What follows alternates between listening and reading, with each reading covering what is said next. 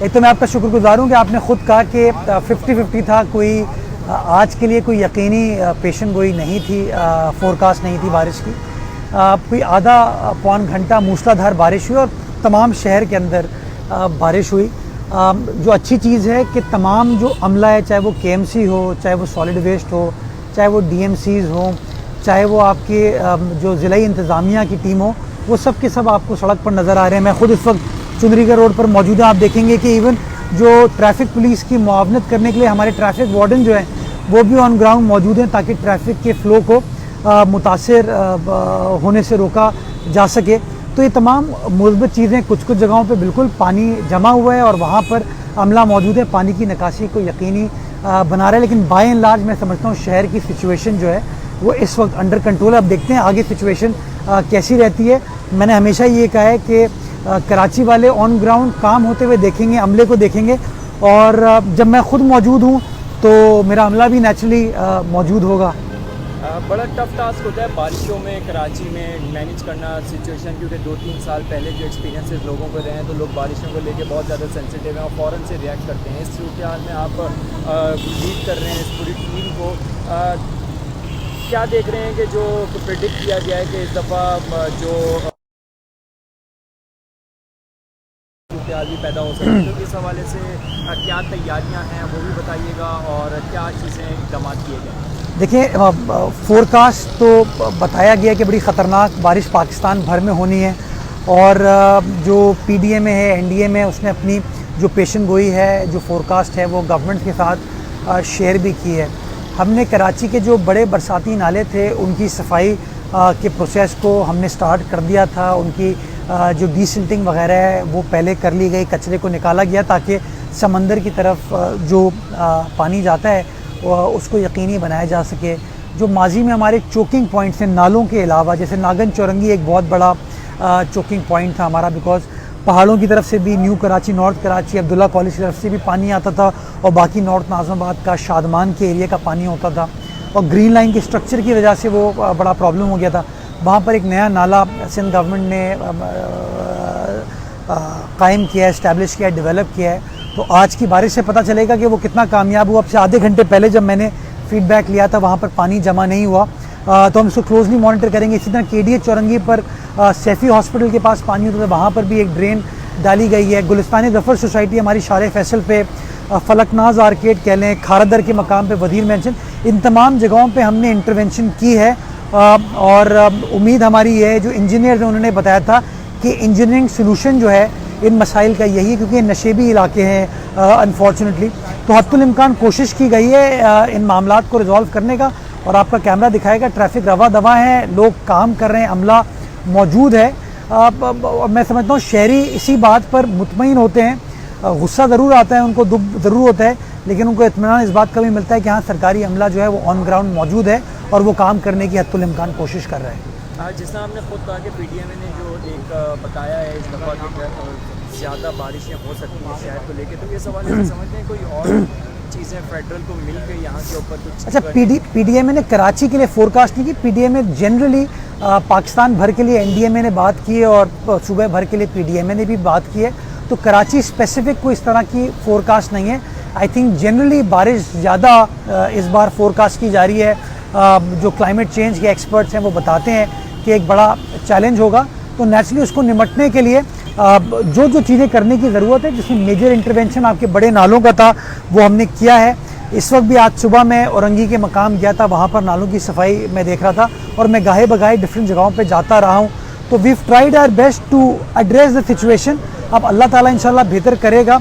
मैं शहरियों से ये ज़रूर कहूँगा कि you can be at peace, कि इंतज़ामिया हरकत में, इंतज़ामिया काम के, and we'll try our best कि लोगों को कम से कम दिक्कत हो इंशाल्लाह। आपका टाइम मिला है तो मैं थोड़ा सा और टाइम लेना चाहूँगा। रेड लाइन जो हमारी पीपल्स बस सर्विस थी उसका इफ्तिताह होना था, वो मानसून की वजह से रोक दिया गया था। तो ये कराची वालों की और पूरे सिंध के लिए कुछ खबरी, क्योंकि ट्रांसपोर्टेशन को लेके हमेशा क्वेश्चन आते रहते थे, तो आप लोग वो एड्रेस करने जा रहे हैं। तो अब मुतवक्के तौर पर कब तक उसको इफ्तिताह करें? It is a matter of few days. देखें, असल तो इशू था बसों को लाना। वो बसेस, जब मुझे याद है जब मैंने पहली बार ऐलान किया था कि बसेस आ रही हैं, तो लोगों ने मजाक उड़ाया था कि एक बार फिर ये वादा होगा और नहीं हो पाएगा।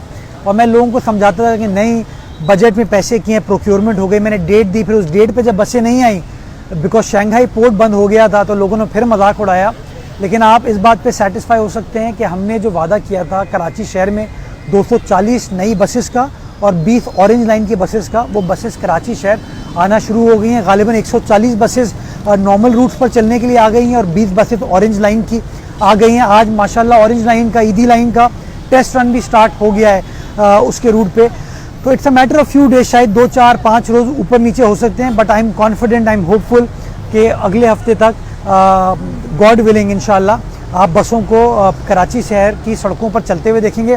आज लाड़काना की भी जो बसेस थी उनका भी ट्रायल रन स्टार्ट हो गया। चेयरमैन पीपल्स पार्टी ने खुद उन बसेस का आज लाड़काना शहर में मुआयना किया था। तो इंशाल्लाह things are moving ahead. Yes, माजी में जो गलतियाँ हुई हैं हमें उसका अदराक करने की ज़रूरत है। उसके अदराक के प्रोसेस में हम सब ये काम करें और आपको काम होता हुआ नज़र आ रहा है।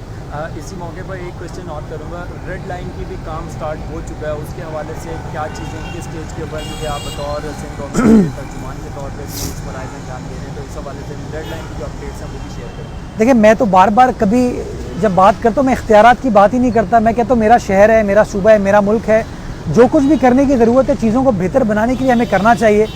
तो गो के ट्रांसपोर्ट डिपार्टमेंट मेरी जिम्मेदारी नहीं है, लेकिन चूँकि मेरे शहर का, मेरे सूबे का मसला है तो मैं उसमें अपना किरदार अदा करने की कोशिश करता हूँ। मैं शुक्रगुजार हूँ पीपल्स पार्टी के चेयरमैन बिलावल भुट्टो जरदारी साहब की, चीफ मिनिस्टर साहब की, आसिफ जरदारी साहब की, कि वो सपोर्ट करते हैं कराची के मसाइल को हल करने में। तो रेड लाइन 75 अरब रुपए लागत पर मुश्तमिल है। ये पाकिस्तान का पहला सेल्फ सस्टेनिंग मॉडल पर चलने वाला BRT प्रोजेक्ट होगा, बिकॉज ये बायोगैस प्लांट पर चलेगा और उसकी ज़मीन मुख्तस कर दी है हमने लांडी के अंदर। इसका कंस्ट्रक्शन पीरियड है 24 महीने। 2 लॉट्स इसके बने, एक है जो मलीर से गालिबन मलीर हॉल तक आता है और फिर दूसरा जो है वो नुमाइश तक आता है। तो दोनों के ऊपर काम स्टार्ट हो गया, काम होता हुआ नज़र आ रहा है। 24 महीने इसका कंप्लीशन का टाइम है। तो ऑन ग्राउंड आप चीज़ें होते हुए देख रहे हैं। इसी तरीके से मलीर एक्सप्रेस वे एक बहुत बड़ा काम है जो कराची शहर के ट्रैफिक कंजेशन के मसाइल को हल करेगा, उसके ऊपर भी काम शुरू हो गया है और अगेन 20 से 24 महीने उसका कंप्लीशन टाइम है।